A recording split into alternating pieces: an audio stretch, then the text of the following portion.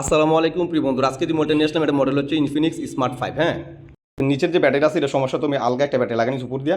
তো যেখানে I charger লাগালে 0.9 আসে, তো 0.9 যেহেতু আই চার্জার লাগালে আসছে, এক্ষেত্রে আপনি শিউ থাকতে পারেন যে আপনার মোবাইলে প্রাইমারি এবং সেকেন্ডারি কোনো শর্ট নাই। হ্যাঁ, সেকেন্ডারি বলতে আমরা বিপিএস বলছি আর কি, যেটা বুঝি, আর প্রাইমারি বলতে আমরা ব্যাটারি কারেন্ট যে শর্টটা আসে, প্রাইমারি শর্ট যেটা, এখানে কোনো শর্ট নাই, এটা কনফার্ম। তো যেহেতু আই চার্জারে 0.9 আসছে, তো এখন আমরা পাওয়ার সাপ্লাই চেক করতে, পাওয়ার সাপ্লাই কি রিডিং আসে এর উপর ডিপেন্ড করে আমরা কাজটা করে থাকি। তো এখানে পাওয়ার সাপ্লাই কি আসে, আমরা পাওয়ার সাপ্লাই লাগাইতেছি, পাওয়ার সাপ্লাই লাগানোর পর যে রিডিংটা আসতেছে এই রিডিংটার উপর ডিপেন্ড করে কিন্তু আমরা কাজটা করবো যে মোবাইলটা কোথায় কাজ করা যেতে পারে বা কী সমস্যা হতে পারে। কারণ প্রাইমারি সেকেন্ডারি শর্ট নাই, রাইটার লাগানো বুঝতে পারছি, কিন্তু বাক লাইনে শর্ট আছে কিনা কিন্তু একমাত্র পাওয়ার সাপ্লাই লাগালে আমি বুঝতে পারবো যে বাক লাইনে শর্ট আছে কিনা বা আমাদের কোথায় কোন কন্ডিশনে সেই মোবাইলটা আছে। হ্যাঁ, তো এই জন্য আমরা পাওয়ার সাপ্লাই লাগালাম, পাওয়ার সাপ্লাই লাগানোর পর দেন পাওয়ার সাপ্লাই টেস্ট করার পর 0.7 আসছে, 0.7 আসা আটকা রয়েছে, সাইডে দিলাম 0 চলে আসছে।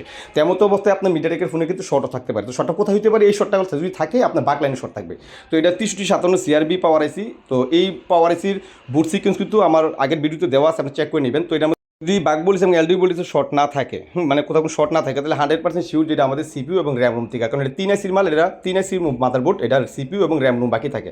তো এই ক্ষেত্রে সিপিইউ রিবুল করলেই 90% শিওর হয়ে যায়। যদি না হয় ইনকেস, তাহলে আপনি র্যামটা তুলবেন এবং রুমটা তুলে রিবুল করে দিবেন, 100% হয়ে যাবে। অনেক সময় দেখা গেছে কি, এই যে পাওয়ার আইসির যে উপরে যে স্টিলটা আছে, স্টিলের রিমুভ করলে সেট চালু হয়ে যায়, আমি অনেক সেট পাইছি এরকম। হ্যাঁ, তো আজকে পর্যন্ত ভালো থাকবেন, আল্লাহ হাফেজ।